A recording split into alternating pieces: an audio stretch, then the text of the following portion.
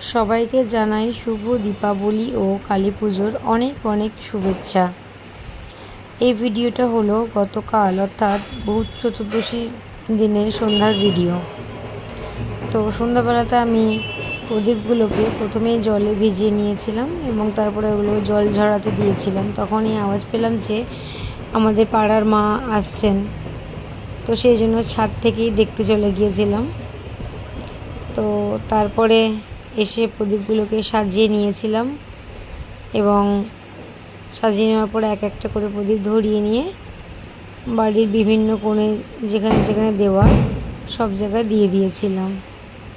তো গেল বছরে আমি নিজে হাতেই প্রদীপ বানিয়েছিলাম এবং রং করে সুন্দর করে এঁকেও ছিলাম যাতে, কিন্তু এবারে পুজোর পরপরই ঘুরতে গিয়েছিলাম, তারপর নানান ব্যস্ততার কারণে হয়ে ওঠেনি। তো সেই জন্য এবারে কেনা প্রদীপই জ্বালিয়েছিলাম।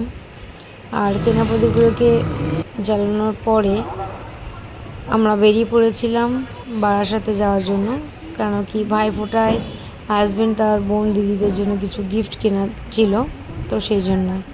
তো এই আমাদের বাড়ি থেকে বারাসাত পর্যন্ত রাস্তাটা এই টাইমে যেতে খুবই ভালো লাগে, কেন কি প্রত্যেকটা 5 মিনিট অন্তর অন্তর একটা করে প্যান্ডেল দেখা যায়। আর তার থেকেও বড় কথা যে 1 মিনিটে এমন হয় না যে আওয়াজ শোনা যায় না গানের।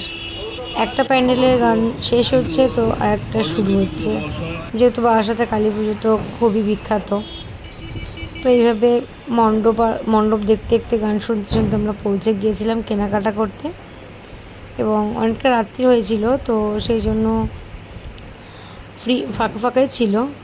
তো কেনাকাটা সেরে তারপরে আবার বাড়ি ফিরে এসেছিলাম এবং বাড়ি ফিরে এসে খাওয়া দাওয়া করে তারপরে আবার রাত্রিরে ঠাকুর দেখতে বেরিয়েছিলাম। এটা কোনো প্ল্যানিং ছিল না, হঠাৎ করেই ও বললো যে চলো দেখে আসি।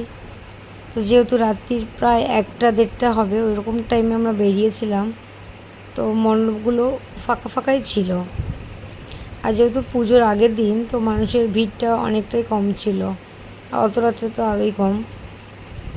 তো প্রথমে 2টো মণ্ডপ দেখলাম এবং দেখে নিয়ে তারপরে আর একটা একটু দূরে বাড়ির থেকে মণ্ডপ ছিল, সেটা দেখতে গিয়েছিলাম এবং তারপরে সেটা দেখে বাড়িতে ফিরে এসেছিলাম।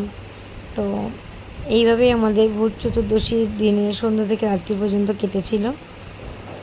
আশা করি সবার পুজো খুব ভালো কাটুক। দীপাবলির আলোতে সবার মনের দুঃখ কষ্টগুলো যেন মুছে যাক, সবার জীবন